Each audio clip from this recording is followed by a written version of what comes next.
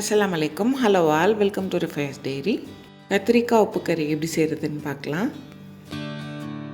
Channel subscribe பண்ணாமல் video பார்க்குறீங்கன்னா subscribe பண்ணிக்கோங்க. இந்த உப்பு கறி புளிசோறு கூட வச்சு சாப்பிட்லான்னு ஒரு ஷார்ட்ஸில் சொல்லியிருந்தேன். புளிசோறு கூட மட்டும் இல்லை, நார்மல் ஒயிட் ரைஸ் கூட பெதறி சாப்பிட்டோன்னா டேஸ்ட் ரொம்ப நல்லாயிருக்கும். ரொம்ப நேரமும் எடுக்காது, நிறைய இன்க்ரீடியன்ஸும் தேவையில்லை, ரொம்ப சீக்கிரமாக செஞ்சிடலாம். எப்படி செய்கிறதுன்னு பார்க்கலாம். அது செய்கிறதுக்கு 1/4 கிலோ கத்திரிக்காய் எடுத்திருக்கேன். இது கூடயே 20 சின்ன வெங்காயம், சின்ன வெங்காயமாக எடுத்துக்கோங்க. அப்படி உங்ககிட்ட சின்ன வெங்காயமாக இல்லைன்னா எடுத்திருக்க வெங்காயத்தை 2ஆக கட் பண்ணி எடுத்துக்கோங்க. இது கூடயே 5 பச்சை மிளகா. இந்த ரெசிபிக்கு காரத்துக்கு மிளகாய்த்தூள் எதுவும் நம்ம சேர்க்க போகிறதில்ல, பச்சை மிளகா மட்டும்தான், அதனால 5 எடுத்துக்கணும். இது கூடயே சின்ன சைஸில் ஒரு தக்காளி, 2 டேபிள் ஸ்பூன் எண்ணெய், 1/4 டீஸ்பூன் மஞ்சள் தூள், 1/2 டீஸ்பூன் ஜீரகத்தூள், கூடவே இந்த உப்பு கறிக்கு தேவையான அளவு உப்பு. நான் ஆல்ரெடி சொன்ன மாதிரி இந்த மாதிரி சின்ன வெங்காயம் எடுத்துக்கோங்க. அப்படி இல்லைன்னா பெருசாக இருந்ததுன்னா 2ஆக கட் பண்ணி வச்சுக்கோங்க.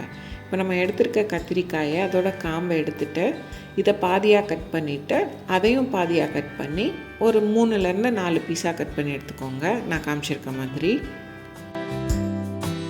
கட் பண்ண கத்திரிக்காய் கருத்துறாமல் இருக்கிறதுக்காக தண்ணியில் போட்டு வச்சுக்கோங்க. தண்ணியில் கொஞ்சம் உப்பு சேர்த்து நல்லா மிக்ஸ் பண்ணிவிட்டு போட்டுக்கோங்க. இப்போ நம்ம எடுத்திருக்க தக்காளியை நான் காமிச்சிருக்க மாதிரி சின்னதாக கட் பண்ணி எடுத்துக்கோங்க. ரொம்ப சின்னதாக இல்லாமல் தக்காளி இந்த மாதிரி கட் பண்ணிவிட்டு இதை நடுவில் ஒரே ஒரு கட் மட்டும் போட்டுக்கோங்க, போதும். நம்ம எடுத்திருக்க பச்சை மிளகாயை இந்த மாதிரி சென்டரில் ஒரு ஸ்லிட் போட்டு எடுத்துக்கலாம். ஒரு பாத்திரத்தில் நம்ம எடுத்திருக்க எண்ணெயை சேர்த்து எண்ணெய் நல்லா சூடானதுக்கப்புறம் நம்ம எடுத்து வச்சுருக்க சின்ன வெங்காயத்தை சேர்த்துக்கலாம்.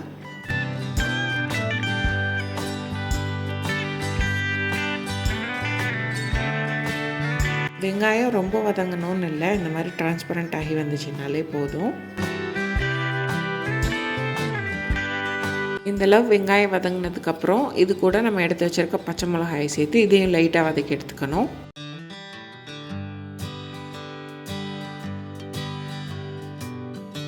இது கூடயே நம்ம எடுத்து வச்சுருக்க தக்காளி சேர்த்து ரொம்ப மசியணும்னு இல்லை, இது லைட்டாக வதங்கி வந்துச்சுனாலே போதும்.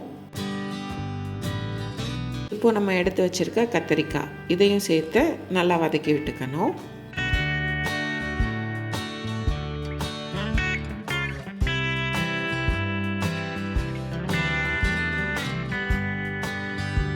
கத்திரிக்காய் சேர்த்து இந்தளவு வதங்கினதுக்கப்புறம் நம்ம எடுத்திருக்க மஞ்சள் தூள், ஜீரகத்தூள், கூடவே தேவையான அளவு உப்பு, இது எல்லாத்தையும் சேர்த்து எல்லாம் காயோடு நல்லா கலந்து வர மாதிரி வதக்கி எடுத்துக்கணும்.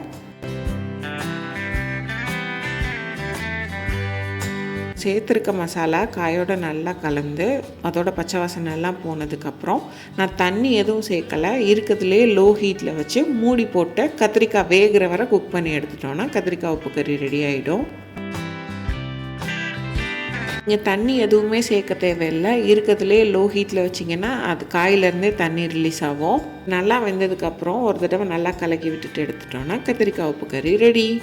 ரொம்ப சிம்பிள், ஈஸியாக செஞ்சிடலாம். கண்டிப்பாக ட்ரை பண்ணி பாருங்கள். ட்ரை பண்ணிவிட்டு எப்படி இருந்ததுன்னு கமெண்ட்ஸில் சொல்லுங்கள். இந்த வீடியோ பிடிச்சிருந்தால் ரிஃபைஸ் டைரியை லைக் பண்ணுங்கள், சப்ஸ்கிரைப் பண்ணுங்கள், ஷேர் பண்ணுங்கள். பக்கத்தில் இருக்க பெல் ஐக்கானை கிளிக் பண்ணி அதில் ஆல் என்ற ஆப்ஷன் செலக்ட் பண்ணிக்கோங்க. அப்போ தான் வீடியோ போஸ்ட் பண்ணால் நோட்டிஃபிகேஷன்